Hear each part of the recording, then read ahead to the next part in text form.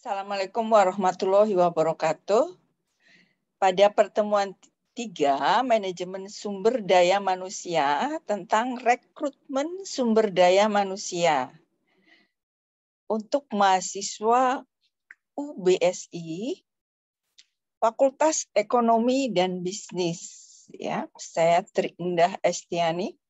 Ini nanti ada 33 slide. Dan slide yang terakhir seperti biasa adalah ada pertanyaan ya.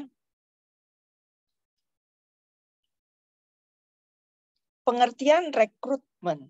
Rekrutmen merupakan komunikasi dua arah. Para pelamar menghendaki informasi yang akurat mengenai seperti apa rasanya bekerja di dalam sebuah organisasi. Sedangkan organisasi sangat menginginkan informasi yang akurat tentang pelamar tersebut jika kelak mereka menjadi karyawan. Hasil yang didapatkan dari proses rekrutmen adalah sejumlah tenaga kerja yang akan memasuki proses seleksi, yakni proses untuk menentukan kandidat yang mana yang paling layak untuk mengisi jabatan tertentu yang ada di perusahaan. Menurut para ahli, menurut Shimamura tahun 2006, dalam buku koleksi digital Universitas Kristen Petra menyatakan bahwa rekrutmen adalah serangkaian aktivitas mencari dan memikat pelamar kerja dengan motivasi, kemampuan, keahlian, dan pengetahuan yang diperlukan guna menutupi kekurangan yang diidentifikasi dalam perencanaan kepegawaian.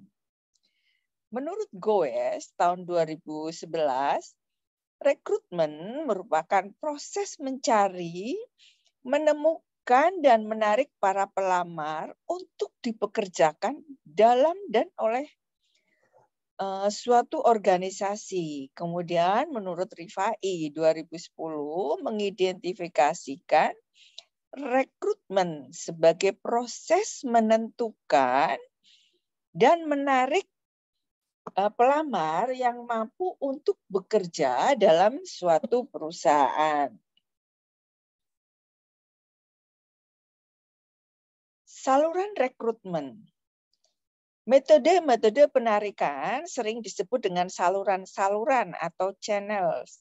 Metode penarikan ini adalah cara-cara yang dapat digunakan oleh para pencari tenaga kerja untuk mendapatkan karyawan yang memiliki pengetahuan dan keterampilan yang sesuai dengan jenis pekerjaan atau jabatan yang dibutuhkan. Macam-macam saluran rekrutmen. Walk-in, maksudnya walk-in interview ya biasanya. Berdasarkan pengalaman yang menunjukkan bahwa salah satu sumber yang dapat dimanfaatkan adalah datangnya sendiri para pelamar langsung kepada organisasi atau perusahaan yang melakukan perekrutan. Lamar datang gitu ya.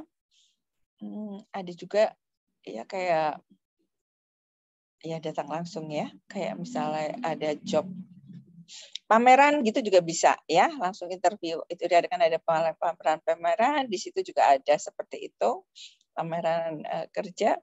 Juga ada macam-macam saluran rekrutmen ya. Pengiklanan. Pemasangan iklan merupakan jalur yang paling banyak dan sering digunakan oleh perusahaan dalam melakukan perekrutan pekerja. Pengiklanan adalah suatu metode efektif lainnya untuk penarikan. Ini kalau dari perusahaan atau apa, ini lewat lowongan ya, ada iklan ya. Iklan itu bisa di media seperti Kompas kayak gitu ya, Republika gitu. Biasanya itu dia muncul biasanya ya, tapi tidak selalu, seringnya itu hari Sabtu dan Minggu ya, tapi tidak menutup kemungkinan di hari lain. Atau cuma sekarang ya tidak sebanyak zaman dulu ya, karena sekarang kan bisa melalui Jobstreet ya. Jadi kita terhubung dengan Jobstreet dan nanti kalau ada yang memenuhi syarat dengan yang kita inginkan adalah melalui email. Tapi itu nanti kita harus memasukkan CV, email yang lengkap ya. Jadi ya ijazah, pokoknya ijazah tahun berapa. Jadi sudah diringkas ijazah tahun berapa, IPK tahun berapa gitu kan. Terus seminar-seminar, pokoknya lengkap ya.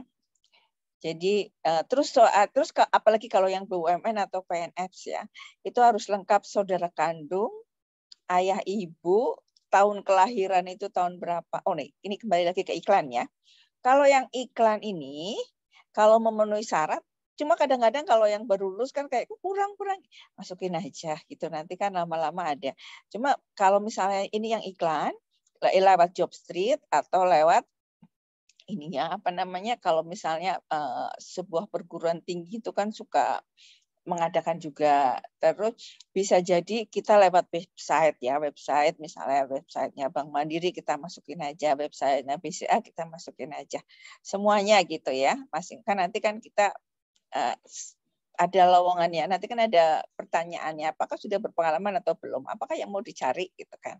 Nah, itu masukin aja gitu. Nanti tapi kita juga akan terhubung juga nyari seperti kumpulan BUMN, PNS gitu ya kan, karena standar ya. Orang tua kan pengennya PNS, padahal kan tidak menutup kemungkinan yang swasta seperti kantor akuntan publik ya. Itu banyak sekali dari asing, ada IW, kantornya ada di Bursa Efek Indonesia dan ada Pricewaterhouse, banyak ya. Sebenarnya banyak, itu sangat dibutuhkan loh, banyak loh. Yang nggak pengalaman pun nggak masalah. Oke, kita kembali lagi. Jadi kita yang aktif ya, aktif. Masuk-masukkan, nggak usah malu atau nanti gimana, masalah nanti dipikir nanti, pokoknya sekarang gitu ya. Terus itu semua CV diringkas ya, diringkas. Jadi kita nanti nggak usah nyari kemana ijazahnya di-upload di mana gitu. Kalau misalnya pas lagi dibutuhkan untuk di-upload gitu ya. Terus itu nanti posisinya adalah di zip ya, kalau bisa tidak lebih dari 2 MB ya, karena biasanya kan ada yang membatasi gitu. Karena kan kalau filenya besar sekali, baru satu foto aja udah 2 MB ya gitu. Jadi itu harus di zip ya, dikecilin filenya. Kalau misalnya pakai kamera, ada aplikasi scan kamera ya di Google Play Store. Itu bisa melihat berapa berapa besar ya yang mau kita upload, mau dikecilin ukuran kecil atau ukuran besar gitu ya.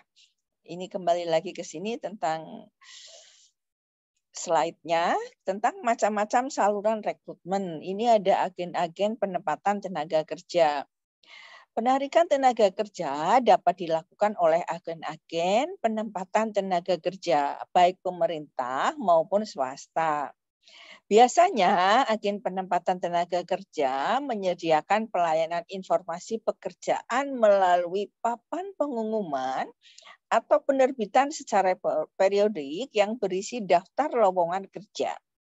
Nah, nanti ini agen-agen ini, nanti baru ya, kalau yang terakhir wawancara user atau perusahaannya baru, tapi kan ini semua rata-rata seperti itu lewat agen karena kan repot ya.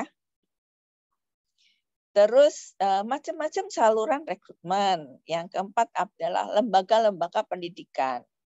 Perusahaan bekerja sama dengan lembaga pendidikan untuk mendapatkan tenaga kerja yang siap guna dan siap pakai. Biasanya dimulai dengan penerimaan magang mahasiswa. Ini rata-rata universitas ada ya, ada bekerja sama dengan perusahaan-perusahaan, mau UGM, mau UI, BSI juga ada ya. Hampir semuanya lah, hampir semuanya ya. Hampir semua universitas ada mau cuma biasanya yang namanya misalnya UGM ya otomatis banyak yang ke jaring ya yang mereka. Tapi nggak ada salahnya ngikutin aja. Pokoknya apa aja ikut gitu loh. Kalau masalah ditolak biasa aja gitu. Diterima kan namanya usaha. Nomor 5, organisasi karyawan. Perusahaan bekerja sama dengan organisasi karyawan, dalam hal ini serikat pekerja, yang mana perusahaan biasanya meminta kepada serikat buruh daftar tenaga kerja yang memiliki kemampuan yang tepat.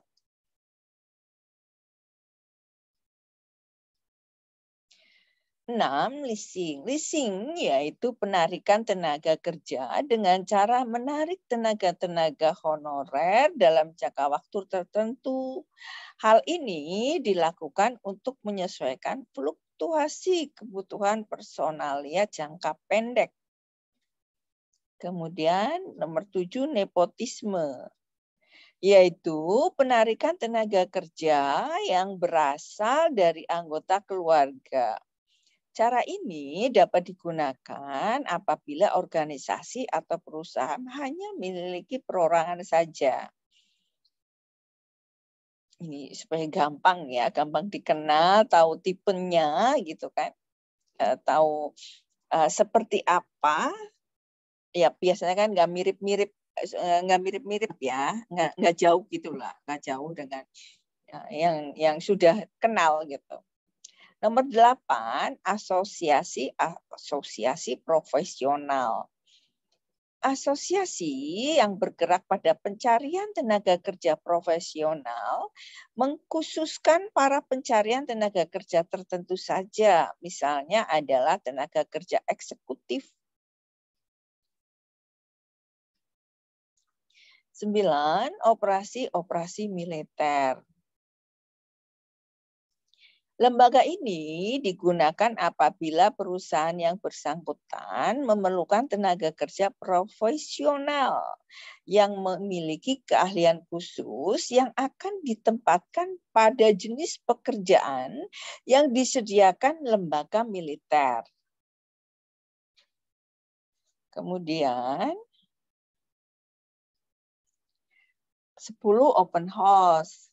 Teknik penarikan tenaga kerja yang dibuat dengan cara penyelenggaraan open house perusahaan.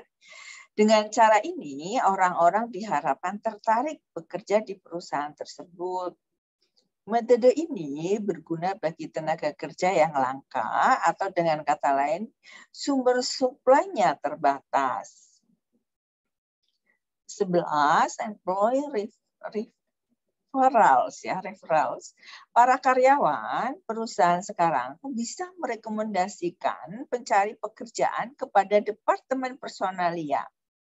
Biasanya karyawan yang telah lama bergabung merekomendasikan bahwa mereka mengetahui calon tenaga kerja yang sesuai dengan kualifikasi yang dibutuhkan.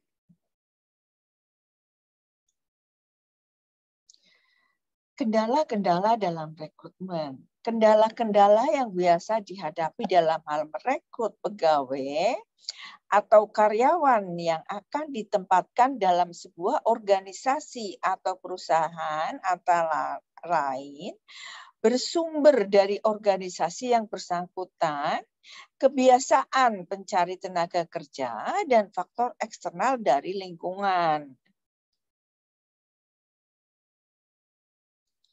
Faktor-faktor organisasi, kebijakan promosi dari dalam, kemudian kebijaksanaan tentang imbalan, berikutnya kebijaksanaan tentang status kepegawaian, kemudian rencana sumber daya manusia. Kebiasaan pencari tenaga kerja. Kebiasaan para pencari tenaga kerja ini ada segi positif dan negatifnya. Segi positifnya antara lain, proses rekrutmen dapat berlangsung dengan relatif cepat karena berkat pengetahuan dan pengalamannya. Yang nomor 2, para pencari tenaga kerja itu telah mempunyai rencana sumber daya manusia dalam organisasi. Ketiga, mengetahui dengan baik sumber-sumber pencari pekerjaan. Keempat, menguasai metode rekrutmen yang paling tepat. Segi negatifnya antara lain, kecenderungan berbuat kesalahan yang sama, terutama apabila kesalahan yang pernah dibuat tidak mempunyai dampak negatif yang kuat bagi organisasi. Karena tenaga kerja yang direkrut mampu bekerja dengan tugasnya.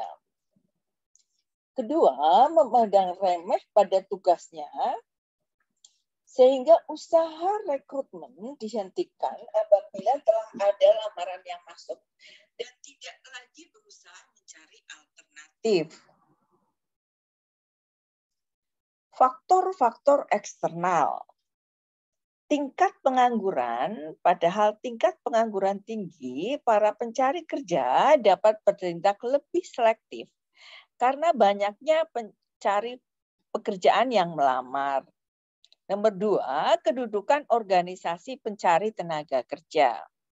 Dalam posisi organisasi dibandingkan dengan organisasi lain yang bergerak dalam kegiatan sejenis digolongkan pada 3 keadaan, yaitu lebih kuat, relatif sama, atau lebih lemah. Langkah tidaknya keahlian atau keterampilan tertentu. Dalam kehidupan organisasional yang semakin kompleks, semakin beraneka ragam, keahlian dan keterampilan yang diperlukan, proses angkatan kerja pada umumnya, ini yang keempat ya, hal ini berkaitan dengan berbagai faktor demografi seperti laju pertumbuhan penduduk, komposisi penduduk dilihat dari jenis kelamin, dan lain-lain. 5. Peraturan perundang-undangan di bidang ketenaga kerjaan. Misalnya ketentuan mengenai upah minimum, UMR ya, upah minimum regional. Cuma masing-masing kota beda-beda ya UMR-nya. 6. Praktek rekrutmen oleh organisasi lain.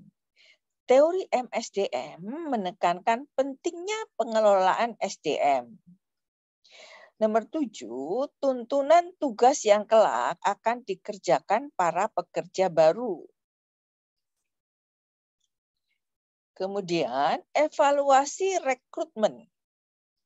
Menurut Abdullah 2014, evaluasi kinerja merupakan tingkat kinerja yang diharapkan dalam suatu organisasi dan merupakan pembandingan benchmark atau tujuan atau target tergantung pada pendekatan yang diambil ya.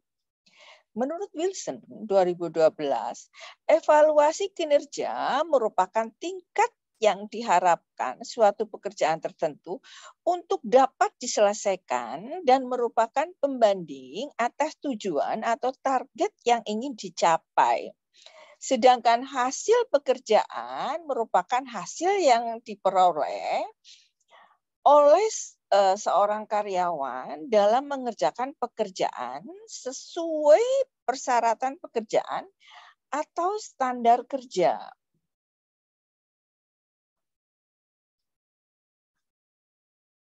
Kemudian ini ada tadi sudah ini ya, ada evaluasi tentang antar individu dalam organisasi. Kemudian nomor ini manfaat penilaian kinerja bagi perusahaan ya menurut Bellarmino. Nomor 2, pengembangan dari diri setiap individu dalam organisasi. Kemudian nomor 3, pemeliharaan sistem. Kemudian nomor 4 adalah dokumentasi ya. Terus selanjutnya, pertama ya, evaluasi antar individu. Dalam organisasi, penilaian kinerja bertujuan menilai kinerja setiap individu dalam menentukan jumlah dan jenis kompensasi yang merupakan hak bagi setiap individu dalam organisasi. 2. Pengembangan dari diri setiap individu dalam organisasi.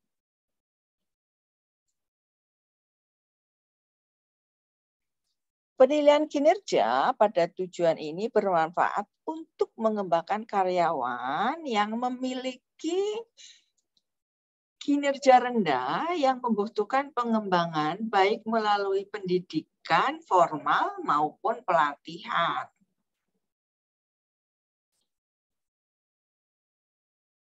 Kemudian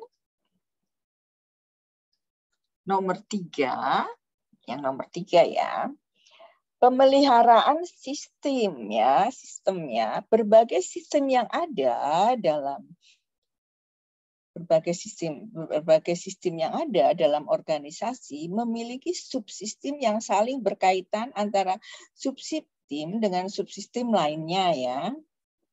4. Dokumentasi penilaian kinerja akan memberi manfaat dasar tindak lanjut dalam posisi pekerjaan. Karyaan di masa yang akan datang maksudnya ini kok di masa. Terus ini ada menurut Suwarno ya, kinerja punya berapa tujuan dan manfaat bagi perusahaan dan karyawan. Otomatis ya. Performance improvement yaitu memungkinkan karyawan dan manajer untuk mengambil tindakan yang berhubungan dengan peningkatan kinerja ya. Kemudian compensation adjustment yaitu membantu para pengambil keputusan untuk menentukan siapa saja yang berhak menerima kenaikan gaji atau sebaliknya. Kemudian placement decision menentukan promosi, transfer, dan demotion ya. Training and development yaitu mengevaluasi kebutuhan pelatihan dan pengembangan bagi karyawan agar kinerja mereka lebih optimal. Kemudian karir ini sebenarnya planning and development yaitu memandu untuk menentukan jenis karir dan potensi ya. Kemudian untuk selanjutnya ini ada blanko lamaran. Surat lamaran pekerjaan itu apa sih? Soalnya biasanya ya, sekalipun kita sudah ngisi, nanti ada yang disuruh ngisi lagi gitu loh. Jadi kita bawa ringkasan kemana-mana ya. Dia disimpan di handphone. Tapi kalau handphonenya mati, ya kan. Jadi tetap ada untuk jaga-jaga ya. Surat lamaran pekerjaan merupakan surat dari seorang yang membutuhkan pekerjaan kepada orang yang bisa memberi pekerjaan atau jabatan ya. Ini surat lamaran ya sebisa mungkin pakai bahasa Inggris ya. Terus kalau ininya di CV nanti ada fotonya kecil di atas ya, ada alamat, ada nomor handphone, itu lebih pinter lah. Terus ini cara menulis surat lamaran kerja yang benar. Pertama, kerapihan dan kebersihan.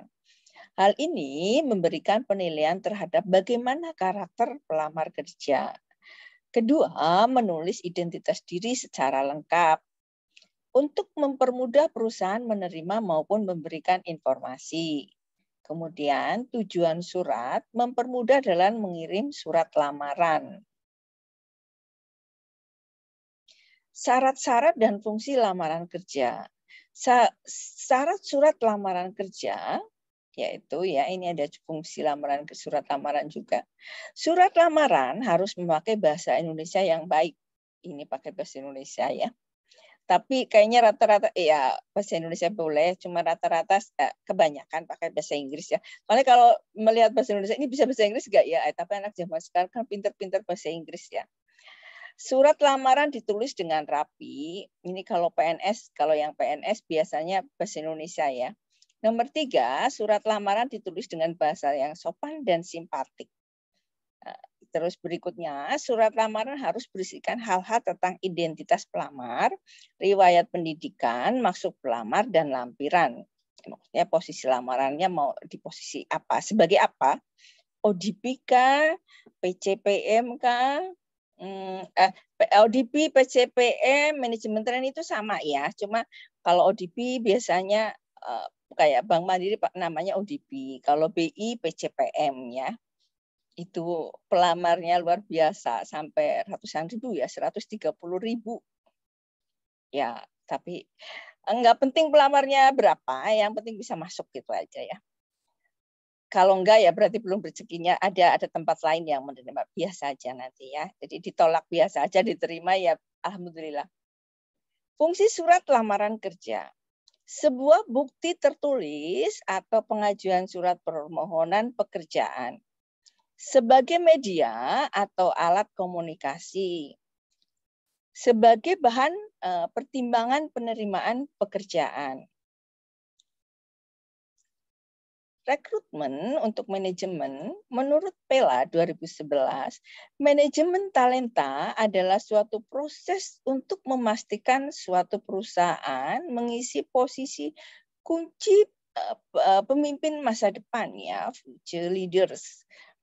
Dan posisi yang mendukung kompetensi inti perusahaan, unique skill and high strategic value yang manajemen talenta ini terdiri dari berbagai proses, yakni perencanaan, perekrutan, penempatan, orientasi, pengembangan, penilaian, pengelolaan, dan pemberian kompensasi yang tepat terhadap semua karyawan yang dimiliki oleh perusahaan.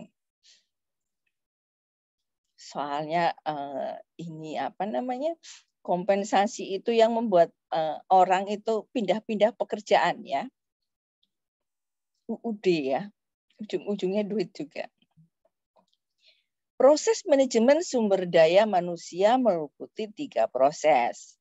Pertama, mengembangkan dan memperkuat karyawan yang baru masuk.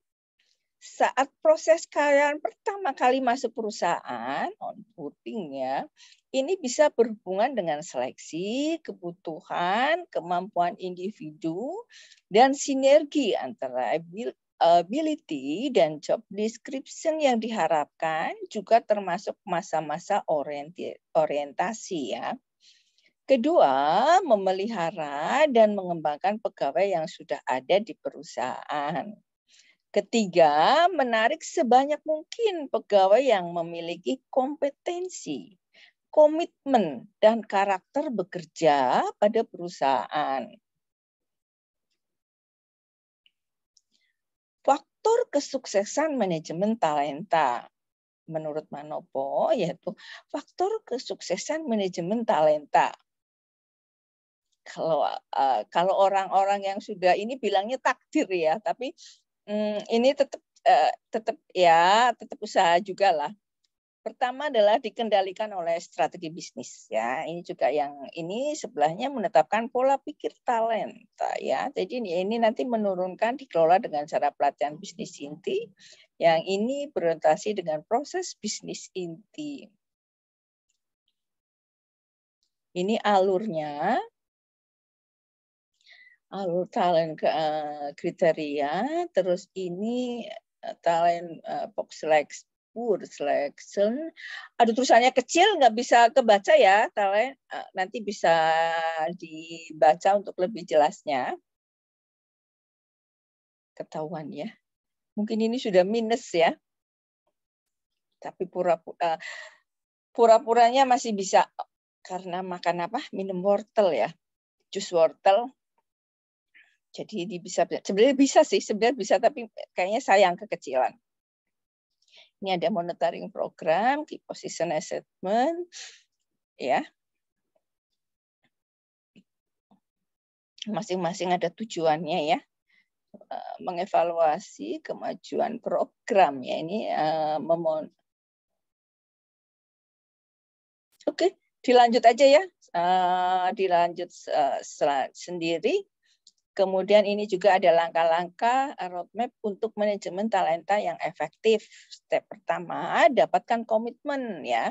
Kedua, langkah kedua adalah analisis pekerjaan dan orang-orang sekarang dan tentukan apa pengertian talenta.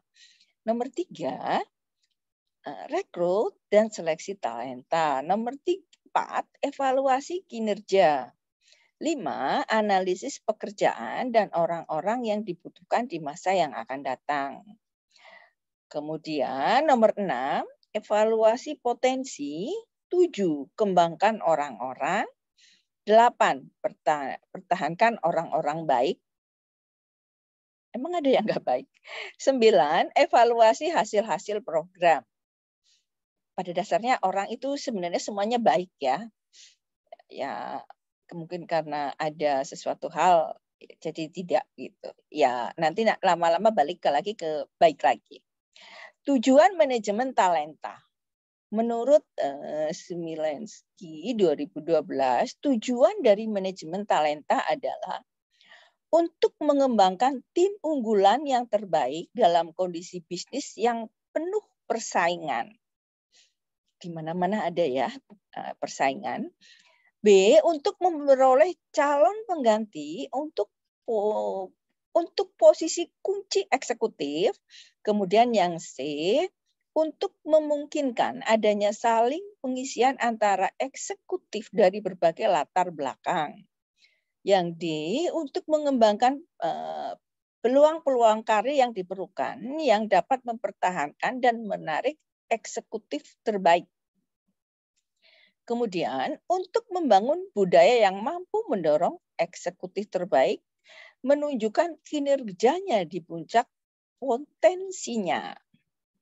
Yang F, untuk memastikan adanya peluang-peluang bagi karyawan yang bertalenta untuk dapat meningkat dengan cepat dari tingkat bawah perusahaan menuju tingkat atas. Semua orang kepengen ya. Kalau naik semua orang kepengen ya. Kepengen naik di level atas. Kemudian yang F, untuk memastikan adanya peluang-peluang bagi karyawan yang paling bertalenta untuk dapat meningkat dengan cepat dari tingkat bawah perusahaan menuju tingkat atas ya, yang tadi ya.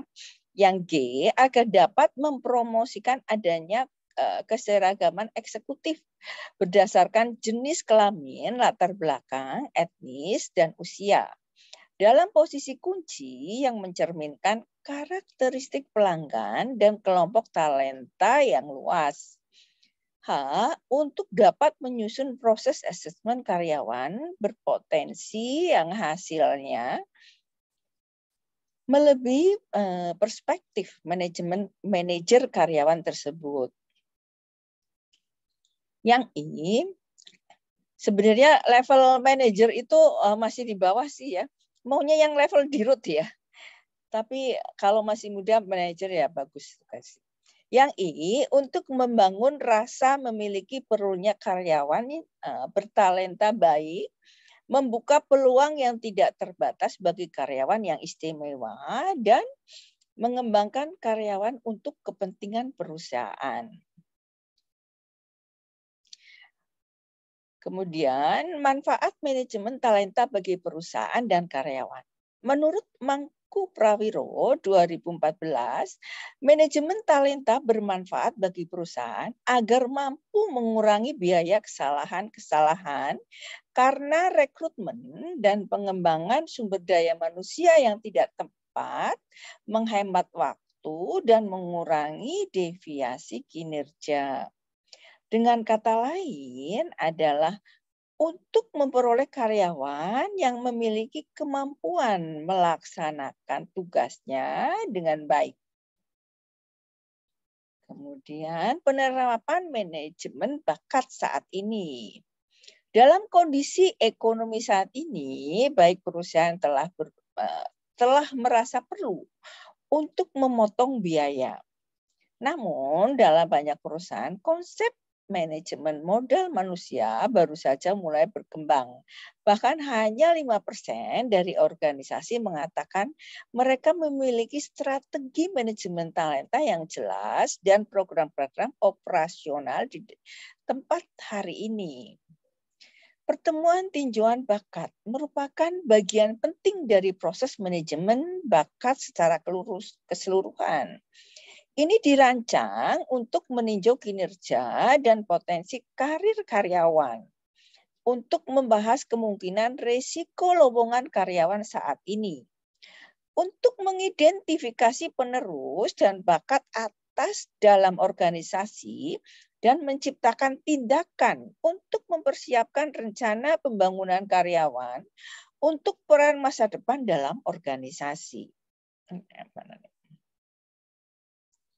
Ini tadi lupa belum dimasukkan tentang CPMK ya. Jadi capaian pembelajaran mata kuliah di MSDN pertemuan 3 adalah mampu menguasai konsep teoritis dalam merumuskan desain pekerjaan dan analisis pekerjaan secara kritis ya, sistematis dan terukur pada level operasional di berbagai tipe organisasi. Kemudian, kalau ini bahan kajian materi ya. Kemudian subcapaian mata kuliah ini adalah yang ketiga, pertemuan 3 ini adalah mahasiswa mampu menjelaskan rekrutmen SDM ya. Terus ini nanti ada tugas seperti biasa aja ya. Kemudian ini sebenarnya sebelumnya ada buku ya, buku pengarangnya ini ada di slide ya, ada di slide, ada ya di silabus juga ya. Masing-masing siapa aja sih penulis buku di sini, tapi ini sebenarnya sudah diringkaskan semua ya slide-nya. Gampang. Kemudian ini yang soal latihan, ini ada 10. Yang pertama, sarana yang digunakan dalam memutuskan pelamar mana yang akan diterima dan tidak diterima. Mata kuliah ini tadi tidak disebutkan ya, kode mata kuliah ini adalah 370 ya. Kemudian nomor 2, cara-cara yang dapat digunakan oleh para pencari tenaga kerja untuk mendapatkan karyawan yang memiliki pengetahuan dan keterampilan yang sesuai dengan jenis pekerjaan atau jabatan yang dibutuhkan adalah, kemudian para pencari kerja datang sendiri kepada perusahaan untuk melamar.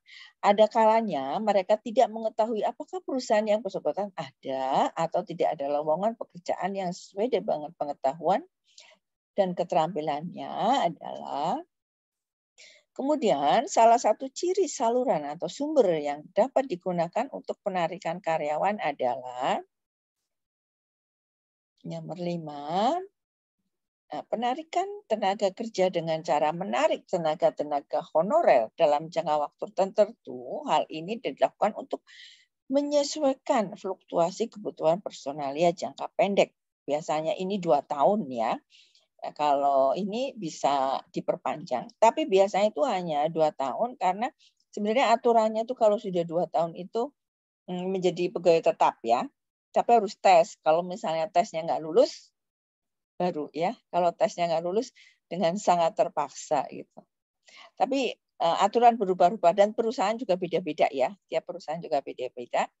Nomor 6, penarikan tenaga kerja yang berasal dari anggota keluarga yang dapat dilakukan organisasi atau perusahaan adalah nomor 7. Ketentuan tentang apakah para pegawai harus bekerja penuh bagi organisasi atau dimungkinkan bekerja separuh waktu, yaitu nomor 8. Penilaian kinerja memiliki berbagai manfaat, antara lain evaluasi antar individu dalam organisasi, pengembangan diri setiap individu, pemeliharaan sistem dan dokumentasi adalah nomor 9, surat permohonan pekerjaan. Melalui surat lamaran ini, pelamar menulis langsung identitasnya, dan lampiran yang berupa ijazah sebagai bukti telah lulus sekolah, fotokopi KTP dan riwayat hidup, yaitu 10. Manfaat sistem manajemen talenta bagi perusahaan adalah, sudah ya, tadi sudah lengkap CPMK-nya dan sub CPMK-nya ya, materinya juga. Ya, sampai di sini dulu. Billahi taufik wal hidayah. Wassalamualaikum warahmatullahi wabarakatuh. Sekali lagi ini tanpa editan ya. Jadi kalau ada salah-salah dimaklumi ya. Kalau nggak maklum dipaksa dimaklumi ya. Oke, assalamualaikum warahmatullahi wabarakatuh.